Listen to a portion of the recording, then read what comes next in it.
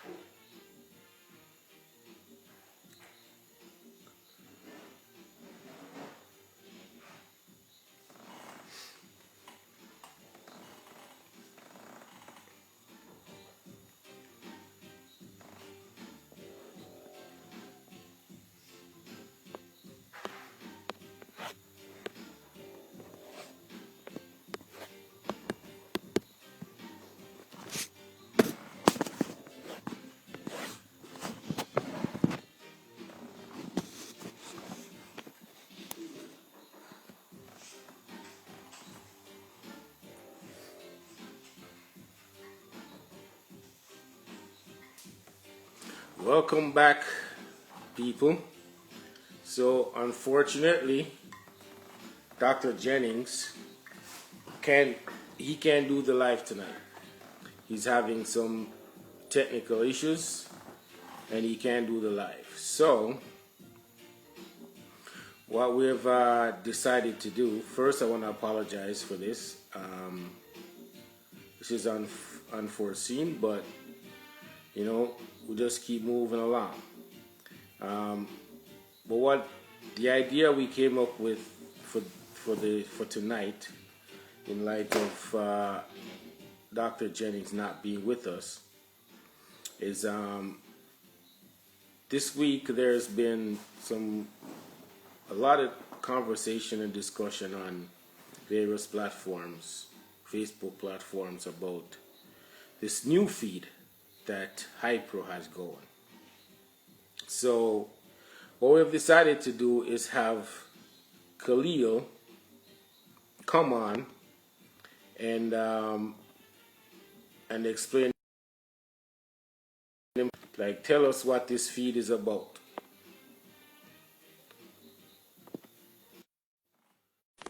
Gosh, this thing is not. Sorry, folks. Hold on.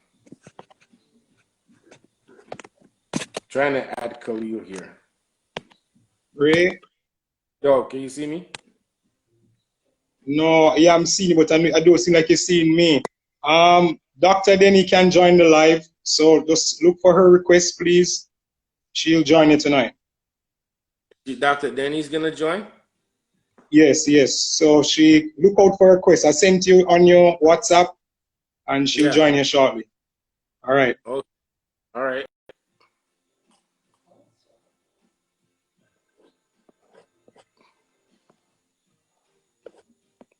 My thing is stuck. It looks so.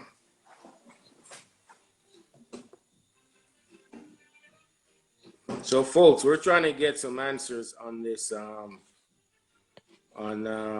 this feed. Oh, great! This new item.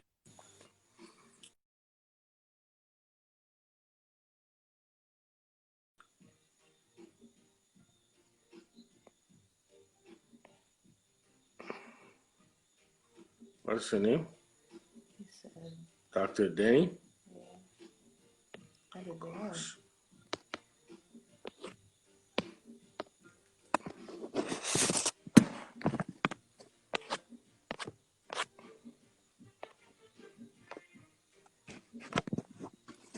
We're looking for Dr. Dennie, who's from Hypro, who can better explain this.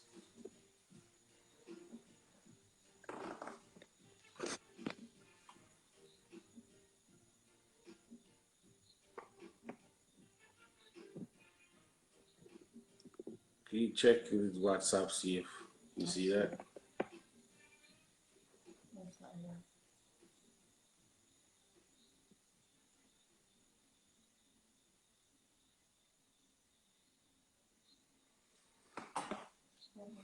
No?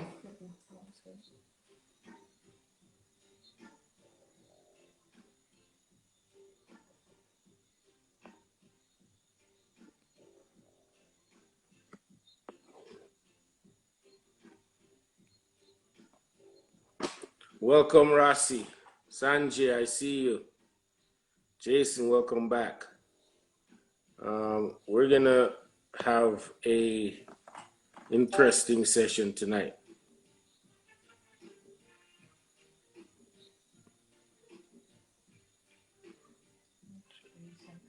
Hmm?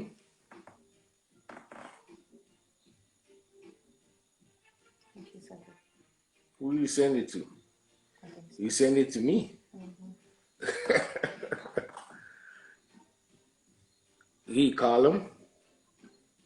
So we're trying to get either Khalil on or Dr. Dennie from Hypro to tell us more about this new feed and take some tough questions on it, because there's a lot of discussion going on about it, and I just want the facts.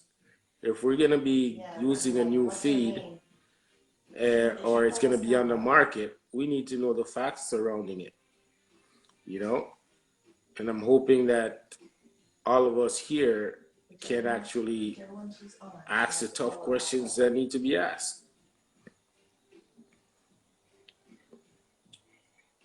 You know, I know Dr. Young has some objections to some of the things that are put out there about the feed. So let's get some answers. TG Jamaica.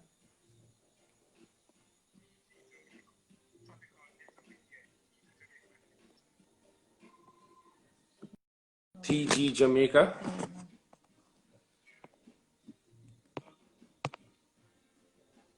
Oh yeah. Yeah, so we got her. We're trying to add her right now.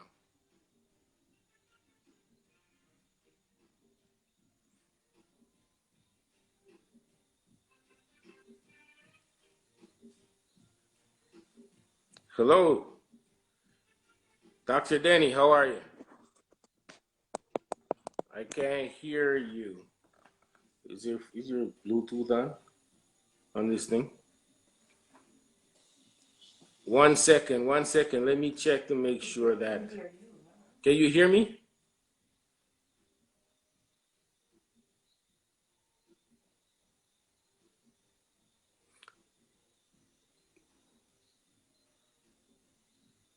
Dr. Dennie, can you hear me?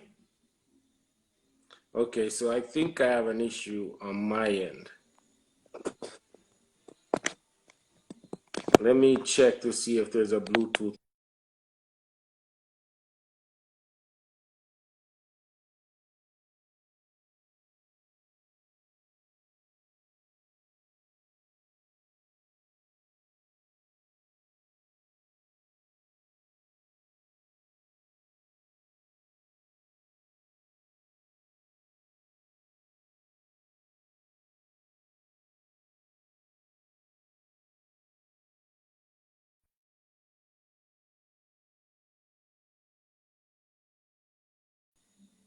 I'm still not hearing you.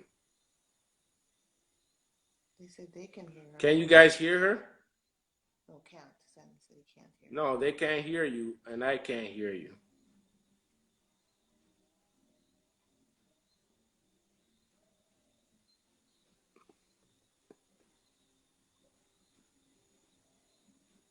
No, there seems to be an audio problem on your side.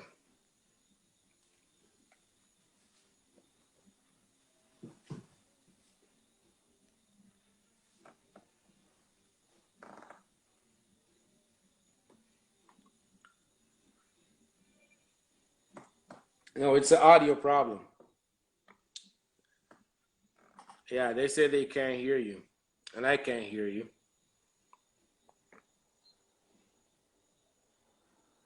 See, Dr. said not an objection, a different opinion. All right, let's try this again. I see, Dr. Young. Yeah, it's not an objection. It's a difference in opinion. Thanks for the correction. And I agree with you 100%. We just want to know the facts surrounding it.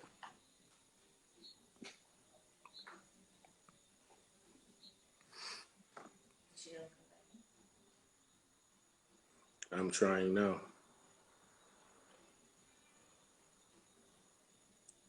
There's still no audio.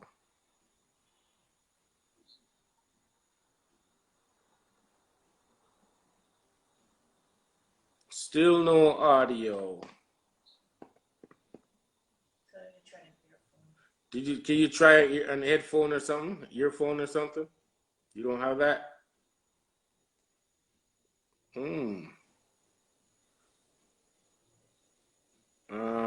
What do we do here? Do you have another device that you can try?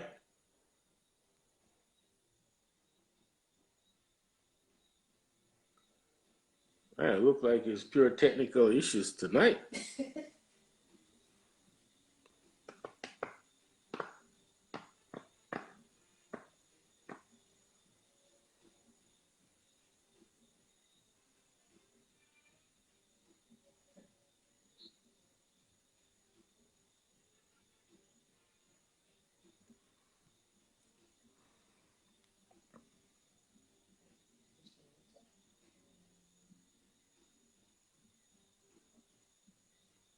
Maybe the app's not accessing your audio. Maybe you don't give the app.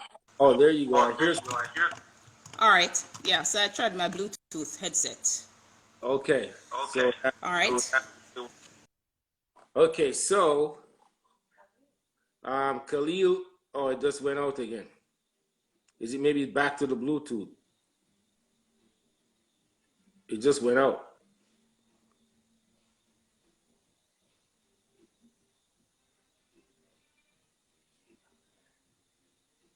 Yeah, there's nothing there. It was there for a minute, or less than a minute, then it went out.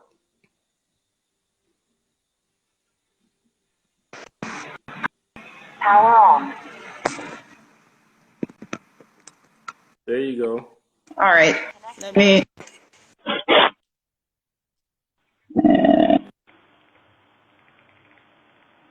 That's better. All right. So now I can hear everyone, and everyone can. Yeah. Yes. All right. Good night to everyone. Yeah. Thank you for doing this. I notice. Turn this down. Yeah, thank you for doing this on such short notice. And Khalil, I know Khalil reached out to you and asked you to come on, and we appreciate you taking the time. Just to explain to you what this is. This is a series we call the iGoat series, where we discuss issues and information in regards to small ruminants. Okay. Khalil was actually the first guest. We've had Dr. Young, we've had Dr. O'Brien, we've had Mr. Bernard, and we've had Mackie, who's a perennial Denby champion. So we've been doing this a few weeks, and we've been getting great response from our viewers. And then we repost it on the different forums and Facebook platforms so people can watch at their leisure. We were supposed to have Dr. Jennings tonight, but he's having some technical issues, so he couldn't do it. So we came up with the idea to have a discussion on Hypro's new product, the ruminants maintenance ration. Is that what it's called? Yes, the ruminant maintenance ration with ammonium chloride. Okay. What is ammonium chloride? Ammonium chloride is that to stop? Ammonium chloride is a salt. Right. It's a salt, and what it actually does, it helps with urinary calculi. Okay. Okay, great. And so we know that urinary calculi, especially in rams and in bucks, can be problematic if you don't feed something that will break down the calcium deposits. So that's the reason why we've included ammonium chloride in the feed. Yeah, there's a farmer who posted in a forum that had that exact issue this week with his ram. So my first question is, what exactly is the makeup of this new ration? And why is it different from the first one that was on the market? What's different about it? All right, so this is the first one of its nature, actually. It's a general ruminant ration. And what we discovered when we were touring Jamaica, you know, I have Khalil to thank as my eyes and ears out there doing the legwork. What we find is that our 18% ration for goats, excellent product, but it's for a specific life stage. And we have to understand that nutrition, if you want to maximize efficiency, you need to feed according to the life stage of the animal, right? So the life stage that the goat ration was specifically geared towards was lactation and the very early development stage, you know, rapid muscle development. Once you pass this, ruminants actually only really need 7% food protein for the rumen to function, and then anything beyond that, then it's just a bonus. But if you feed too much protein, there's something called diminishing returns, because most of the protein goes towards the rumen microbes, and they in turn break this down into their constituents, and then what enters into the rest of the abomasum is actually rumen, or right, so it's microbial protein, and microbial protein has a set amino acid profile. Now, we've always said that animals themselves have an amino acid requirement. The microbes have a nitrogen requirement, so we have to get them separated. I know that the old way of doing things, you know, people kept on stressing food protein, not understanding that the animals themselves only require the building blocks, so to speak, that makes up the crude protein, right? And based on their stage of production, they require different components or different building blocks. For example, when you're building a house, right? You're doing retaining walls. You would use the 8-inch block, correct? And when you're building the house itself, particularly if it's on the flat, then you'd use 6-inch blocks. And then you have some decorative blocks, right? Each of them serve a unique purpose, correct? Yes. So therefore, if you're building a house on the flat, you don't necessarily need 8-inch blocks. You'd use 6-inch blocks. So the same thing would go for food protein and amino acids. The rumen microbes, we always say quantity over quality. And that's because regardless of what you give them, it could be urea, could be chicken litter, it could be the concentrate feed. The quantity of the food protein, they would break this down, and then now they would pass it on to the animals. And the profile is always the same, regardless of if the animal is lactation, or if it's growing, or if it's on maintenance, right? It has just pitted down, it's no longer producing milk, that type of thing. Now, where this feed is different from our regular goat feed, in recognizing that you don't need to necessarily feed as much food protein, because the animal will not always be growing, the animal will not always be lactating. In reducing the crude protein, you still satisfy the needs of the microbes in the rumen, which, as I said, they only need a minimum of 7%, and then anything above that you can actually provide in high quality forage, right? And we give the animal itself specific amino acids through the form of bypass proteins, right? Now, what we mean by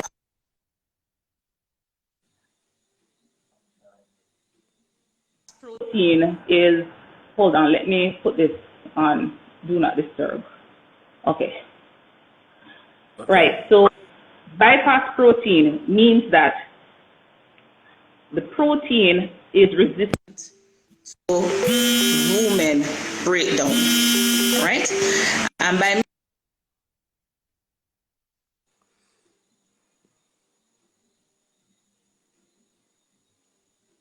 Somebody's seen her on this and decided to call her. So popular we are, folks. Somebody saw her and said, "Girl, I see you on IG Live."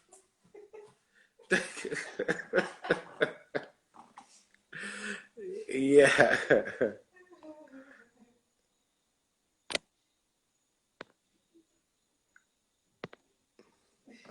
Let's get her back on. Let's hold the question. All right, right. Hey. Okay, sorry about that, guys. Somebody was calling me and it picked it off. Okay, so by bypass protein, what we are seeing is that it resists breakdown within the rumen itself.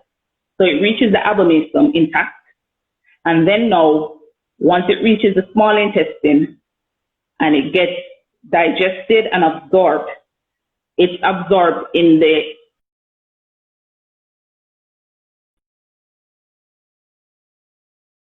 case we formulated to be higher in methionine, right? And methionine, there's a direct correlation between the level of methionine that you have in your feed and fertility and hoof health and milk production, right? Now, when I stress specifically, and I saw a question pop up about it's not suitable for lactating animals. No, that's not what we're saying. When Hypro originally formulated the 18% goat ration, the government had embarked on a strategy of importing the Nubian and the Boer goat. These animals have, well, the Boer goat doesn't produce as much milk, but the Nubians are prolific milk producers, right? And this facilitated the prolific milk production.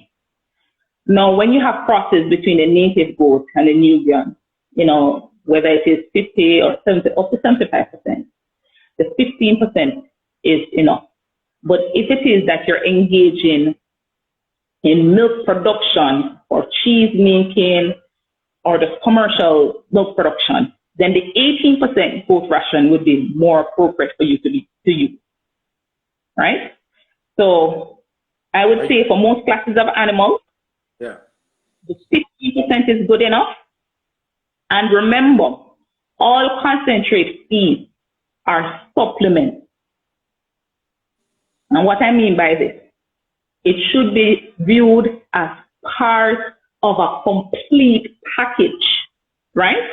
yes. It will be very irresponsible for me. As much as I would love to sell feed, it will be very irresponsible for me to tell people to rely solely on concentrate feed. In fact, I would say feed no more than 2% of the body weight of the animal and focus instead on high quality ration. Get the dry matter into the animal as much as possible. And that's the way you're going to improve your overall efficiency. Okay, so question.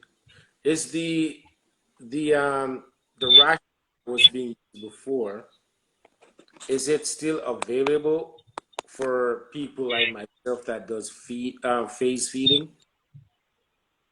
It's still available. What we're trying to do in this COVID-19 era is rationalize our own production efficiency. So what we try to do is large batches of the goat ration. So instead of doing 15 metric tons, what we're doing now are 30 metric ton runs, right? Which means that we probably can only do it once or twice a month as opposed to every single week. So we're trying to rationalize as much as possible. And we understand that the farmers are facing real economic challenges out there. And that's part of the reason too why we came up with this maintenance ration. We're trying to align the needs of the farmers to the nutrition, correct nutrition. And especially now that we have Farmer Brown going out there, as I would call Khalil sometimes, and on the ground, I always say a formulation is never complete until the animal gives you feedback, right?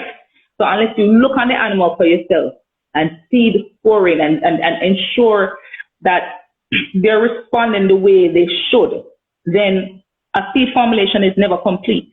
So I want to thank Khalil for just being eyes and ears out there and just getting feedback from the farmers on how we can improve our formulation. So what is the plan to collect the data to make sure this ration works? Well, Khalil will be the one to discuss that further. Okay. I encourage every farmer, I encourage every single farmer. Don't take my word for it. All right? I'm not a salesperson. I'm a nutritionist. And not only that too, I'm a patriot at heart. That's the reason why I came back to Jamaica. I worked with the government for a while. I truly believe that we need to use appropriate technology. And don't take my word for it. Do a comparison for yourself. Challenge feed these animals. Work out the economics. Some people would try and push you on increased food protein. But first of all, not all proteins are created equal, right? A filet mignon is not the same thing as a chicken leg, as much as I like chicken leg, right? So the same thing for feed. You can say it has 18% protein, it has 15%, 21% protein. But how much of that protein is bypass protein? How much of that protein is methionine, which increases fertility, which increases lactation, which decreases the incidences of mastitis? These are questions you have to ask yourself. So test them. And then if you say to yourself that, all right, what is the cost of the cost of return on paying for a higher feed for ruminants? Because remember, ruminants are not like monogastric, because they're mostly relying on microbial protein, right? And then the rumen bypass protein for specific needs. Then, you don't want to give them a Rolls Royce diet when a Toyota Corolla diet will work. And I love my Toyota Corolla. That was the very first car I had. Very reliable car. Okay. So when it comes to this maintenance ration, right? You're saying it's a overall ration for all stages or just for maintenance animals? No, it's actually for all stages. We try to match it as much as possible to all stages, because if it was really just a maintenance ration alone, I could formulate it to just be 10% food protein. So I tried to find the middle ground to satisfy everyone. So So why label it maintenance ration? Because we wanted to differentiate it from a high performance ration. We don't want to go out there and say, okay, it's goat ration, or well, in this case, notice we said ruminant maintenance ration. So it's for dairy cattle, it's for beef cattle, sheep, goat, right? And we didn't want anybody to misconstrue our intention. We didn't want somebody to say, I have my 15 cows, Jersey Holstein mixes that can give you 20 liters, and I'm feeding them this 15% ration, and I'm going to still make 20 liters. That's not the case. Truly.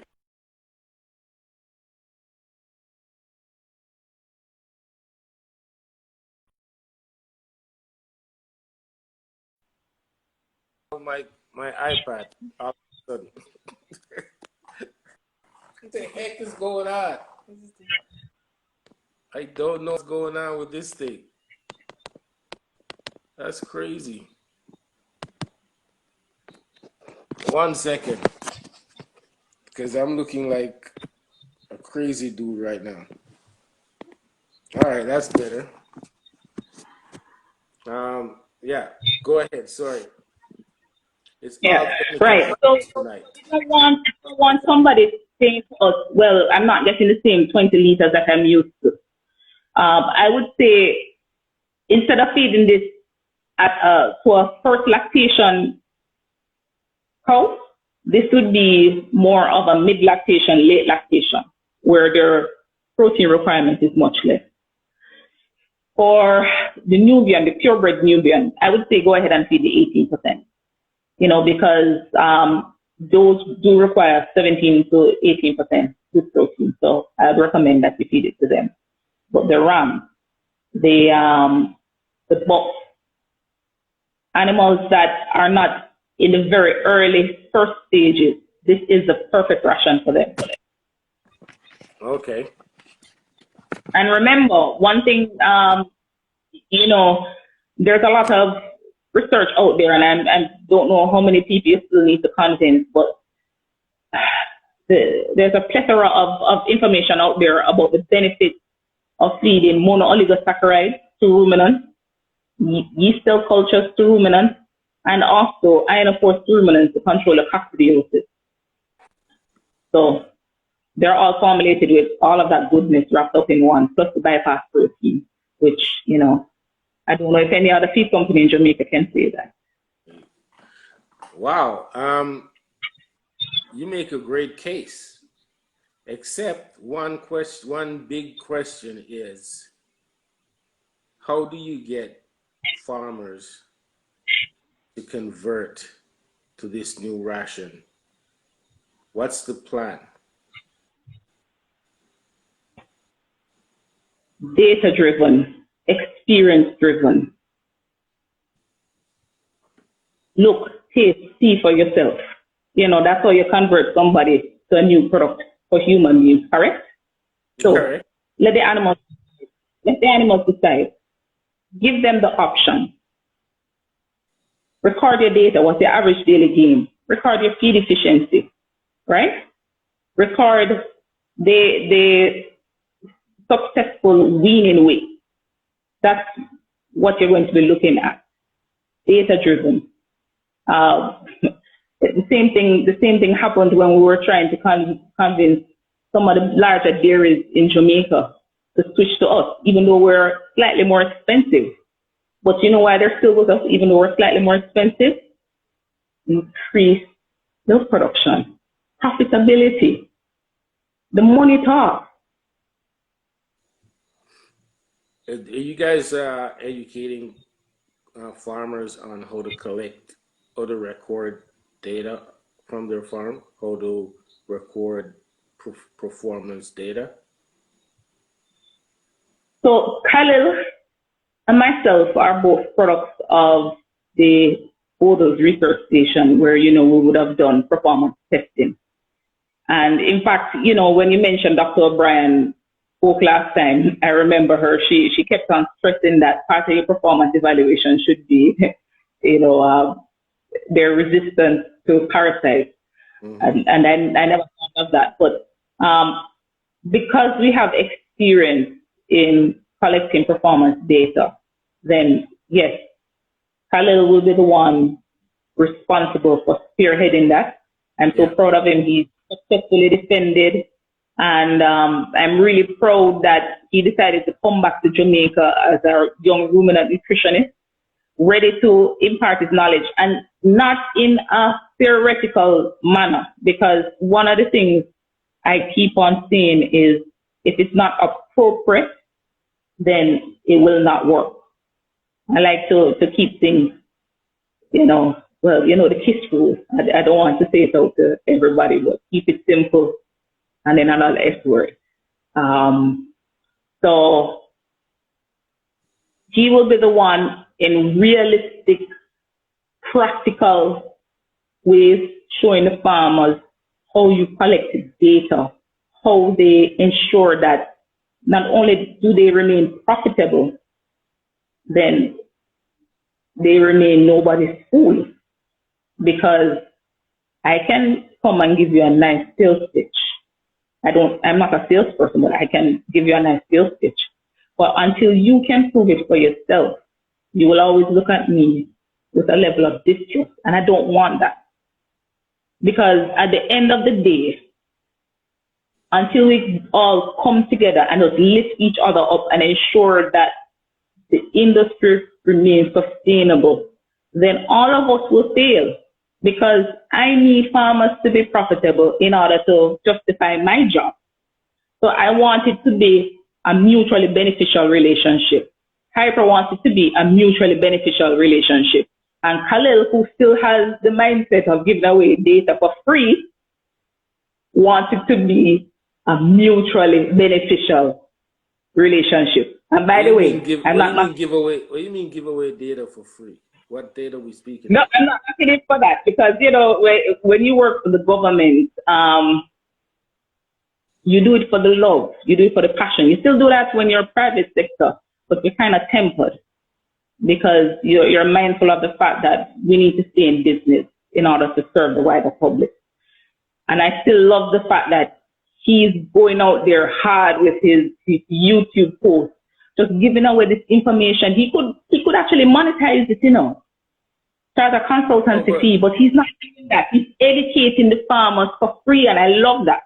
No, I totally disagree with that sentiment of giving it away for free. Information is power, and that's why Khalid and I get along so well, because we believe in the same thing. Yeah, once you inform people, they can make their own decision, and if your product or your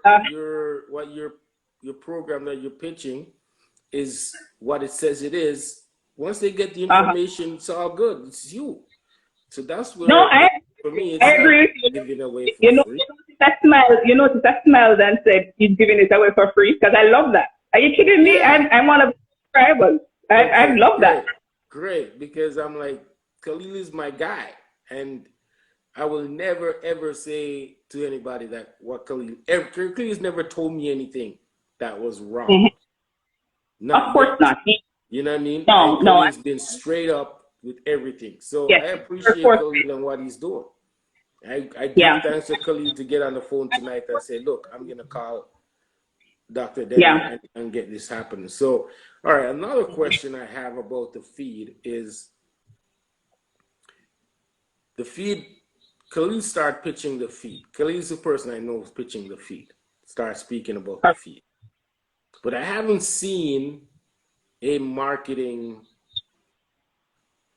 thing from Hypro itself. Like I haven't seen Hypro Instagram account putting it out there. It seems like a Khalil initiative. Okay, so I would say that this was a labor of love for both of us. You know, he came to me with the idea, and I was like, oh man, I love this. Yes, let's run with it. And we started doing the formulation, and we already have 80 formulas out there, either privately or commercially. And it was really hard for this little niche product to come about. And then when COVID-19 came about, and the Mr. Ogilvy said to us, how can we help the farmers that are hurting out there? And, you know, we were able to do. So, you know, it so happens that we have this one formulation, right? So I think that's the reason why the rest of Hypro team has not caught on as yet, because it was originally a labor of love that came to fruition for us. And as we speak, Khalil is working with the marketing team to ensure that we stay on point, we get the message out there. It will be blasted all over on our social media page, posters, educating the farm stores about it. So it's a process. And we also have to face the fact that post-COVID-19, or well, not post-COVID, we're not post there as it. I hope we get there shortly. But the COVID-19 reality is that we have to be very circumspect in our spending. And I think that forums such as yourselves that you're providing to the fellow farmers. Excellent resource. And we start from there, and then we start to push it in a much larger scale. Yeah, well, our objective is to inform fellow farmers, right? So I think hard Khalil is it? said that it's on Facebook and Instagram. Yeah, we're doing a simulcast on both platforms. So how hard is it to adjust this ration? If someone like me or whoever that really does a lot of record keeping, if they're using this ration and giving back the feedback on weaning weight, birth weight, weaning weight, and daily gains, and it's not satisfactory, how hard is it to change the ration? 10 minutes. Okay. I've done it for the other formulations. 10 minutes. Give me the feedback. 10 minutes. Done. In production. But what information would you need to make that change? What is How what many is the days? information? Yeah, what is the information that you would need? What information the You farmer has to provide? actually hit on it. In addition to the average daily gain, the feed efficiency, that type of thing, what we need is the demographic, because your genetic composition is totally different from Mark Joe's genetic composition, totally different from Miss Maisie, totally different from Dr. Young, correct? Yeah. So we have to understand the demographic, and what we try to do is try to get as much of the population as possible when we're doing our formulation changes. But once you get the data in, it's compelling information, 10 minutes. That's the advantage of having two nutritionists working for a feed company So here in Jamaica. Here's what I know, what little I know from my little research to get our operation going. The data that I collect on my farm when it comes to weaning weight, daily gains, and birth rate, I cannot use that to reference on another farm. It only works on my farm based on my production system. Mm-hmm. And that's another reason why we say that it needs to be research driven. That's where Khalil will go around. That's the advantage of having a nutritionist in the field, going around collecting the data and trying to standardize the information. Okay, so I'm going to ask you the tough question that everybody, I'm sure. So far. They're tough? I didn't realize they're tough.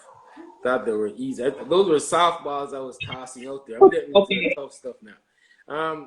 How do you compare this maintenance ration to, let's say, Nutrimix, Goat Grower, that's what it's called, right? Or their lamb and ram feed?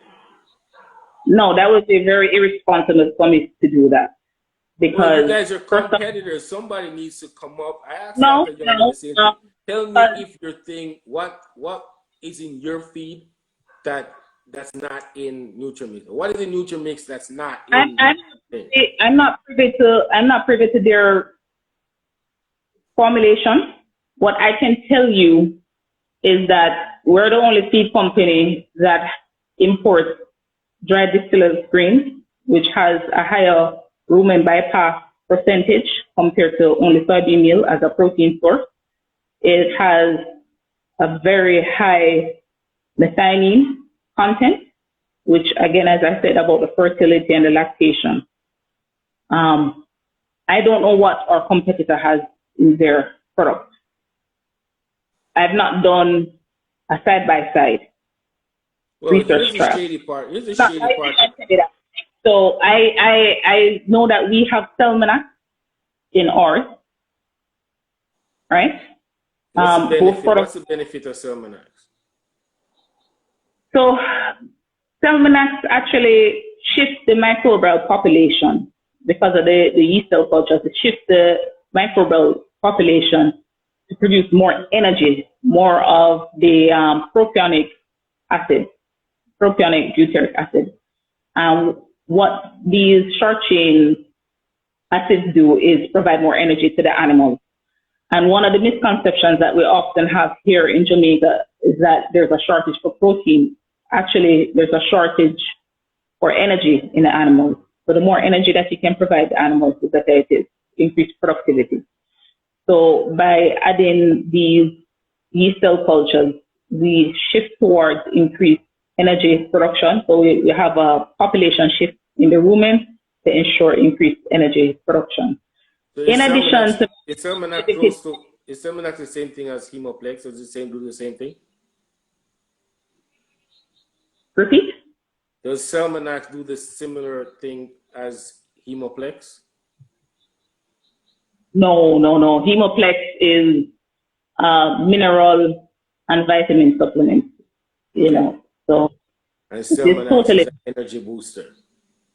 no. What I'm saying is Sermonac has 3 components. One of the components and energy, another component reduces scoring, which if it is, you know, think of yourself when you have diarrhea, you don't feel well, you don't want to eat, you actually start losing some amount of weight. Same thing happens with the animals. So by reducing the incidences of scoring, you protect the gastrointestinal lining and you reduce the amount of energy that the body spends trying to counteract the negative effects of scoring. So that's how you also improve efficiency. In fact, you know, I love Sermonac so much that whenever I have an upset stomach, I take it myself. The same one we buy in the bottle? Okay. Yes, the same one that you buy in the smooth. Well, I know where to get some when I need some energy, because I'm lacking energy lately.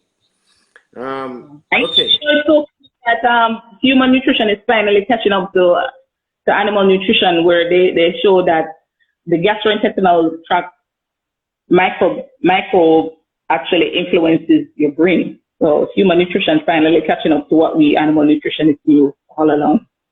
Okay, so back to the comparison thing. Here's the shady part I don't understand about these food companies. When I go out and buy a cell phone, nobody is scared to tell me that, yo, you see this iPhone? It has XYZ that the Samsung doesn't have. Mm-hmm. No, and they'll clearly tell you, yo, I got ABC in this phone that phone don't have. But from I started my goat operation, it seems like both feed companies do not want to compete or compare their product, or they know, but they don't want to tell the public. There's no way I'm going to believe that we got 2 major feed companies in the country and nobody ever no Nutrimix guy ever grab a bag of Hypro, take it back to the lab, or a Hypro guy grab a bag of Nutrimix feed and take it back to the lab and say, yo, let's find out what's in this. Let's find out how this is affecting animals. Nobody reverse engineer the feed.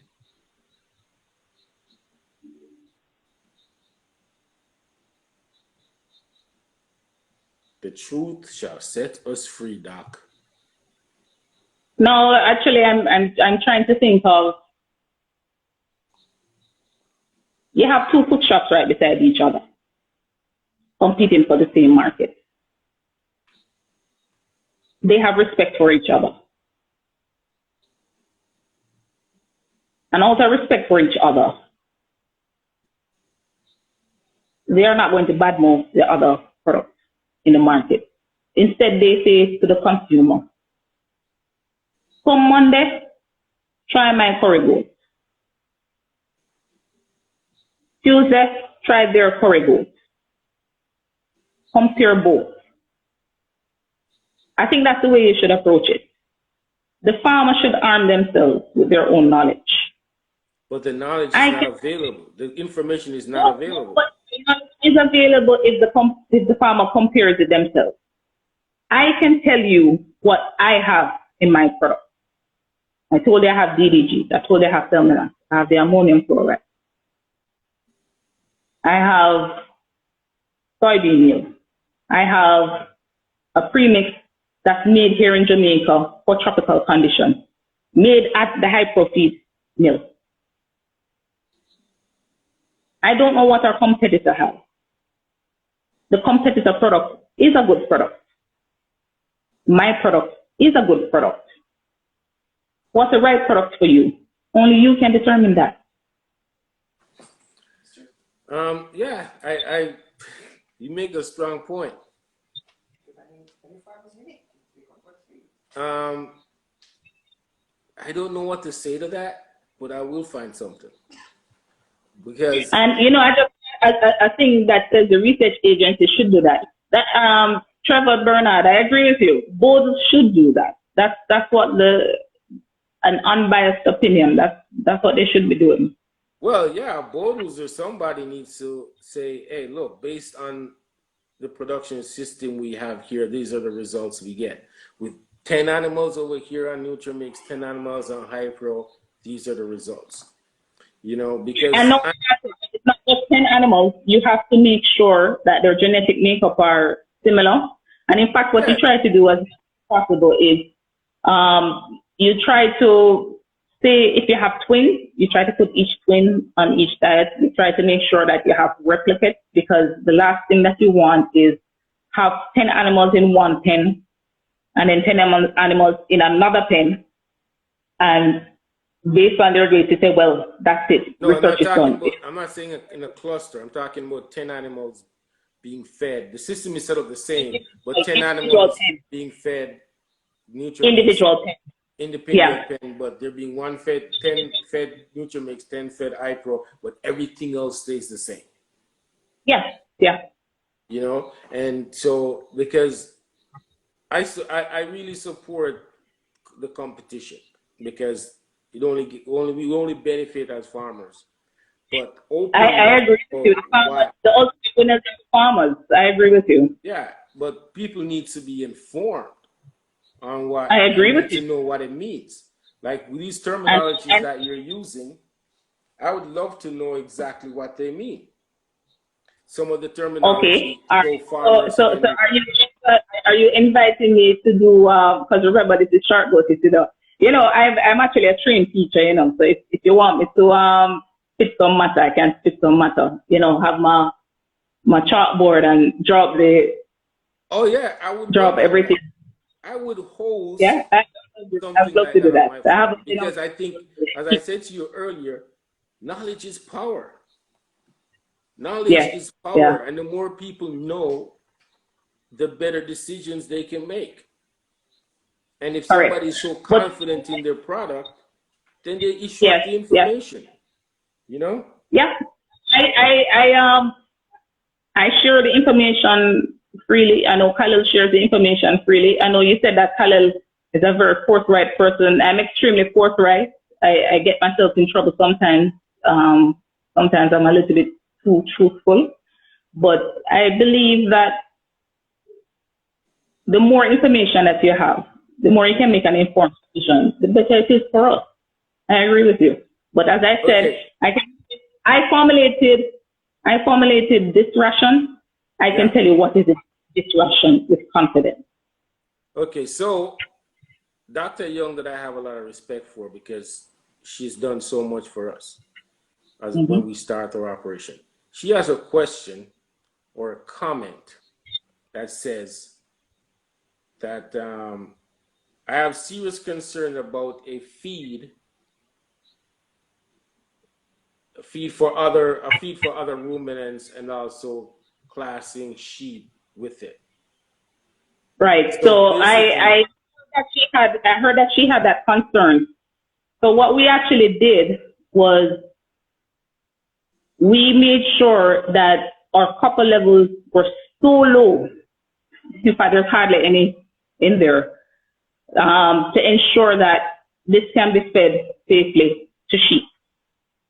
And then now for the other classes of animals, remember I said that this is a supplement, not complete. Remember, you're supposed to be feeding your forages. You're supposed to be feeding your free choice minerals, which, by the way, our free choice minerals was made for tropical conditions right here in Jamaica, even though it has the Wing Corp logo, which is our sister brand, because we market it to the rest of the Caribbean. But it's made at the hyperfeed mill for tropical conditions, for Jamaicans, by Jamaicans, you supplement as needed. The animals will determine how much minerals they need above and beyond what is provided in the forage and in the feed. So to answer Dr. Young, you don't have to worry about that.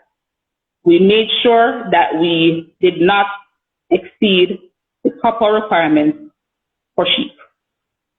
Okay, so when you say the mineral is designed for tropical environment, can you explain that? Like what specifically makes it designated for tropical environment? All right, so because fertilization of the soil affects the forage quality, the minerals that are available in the forages, right? And the soil type also affects, the native soil type affects the mineral profile of the forage. We took that in consideration. Now, the problem that you have with some minerals that would come from, say, a temperate climate, they don't understand our sodium requirements. They don't understand our selenium requirements. They don't understand our phosphorus requirements, calcium requirements. And because they have not done the forage analysis, which, by the way, we've done, they would give you a generic product, right?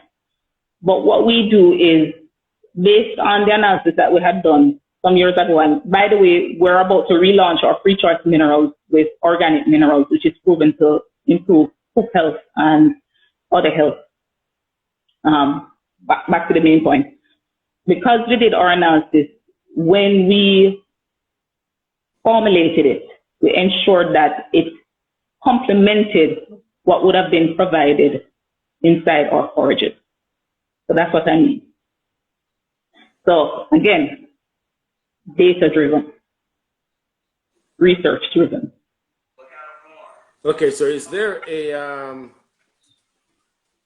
a selenium problem in Jamaica, in the soil in Jamaica? I've never personally seen white Muslim disease, but then again, I'm not a vet. But we do have selenium in there, not extremely high levels, but I've never seen white Muslim disease. So, Khalil, Dr. Young, have you seen any selenium deficiency here in Jamaica?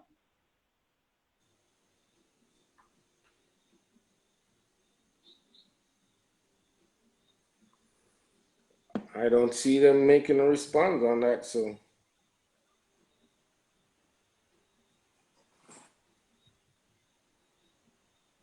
I can't see this.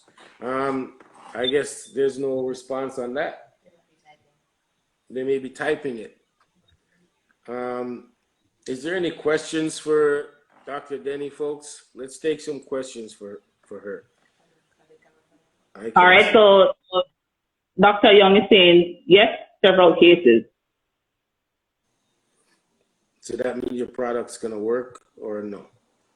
So were these animals on supplemental minerals? Because one of the things when you're on the cobalt block, you have to be very careful. Because as I said, our free choice minerals, it does have selenium in it. It has other micro and macro minerals in it. So that's one of the reasons why you have to be careful when you're feeding, say, just the cobalt lick or the iodine lick. All right, and Dr. Patrick says he's diagnosed a few. So there's the answer to your question. Great. Any other questions, folks? I'll just let the viewers take it away. Khalil has also said that our soil has been showing some deficiencies. Right. So one of the things too, when we talk about treating your forage as a crop, we grossly under-fertilize. And I know for some farmers, they don't have the wherewithal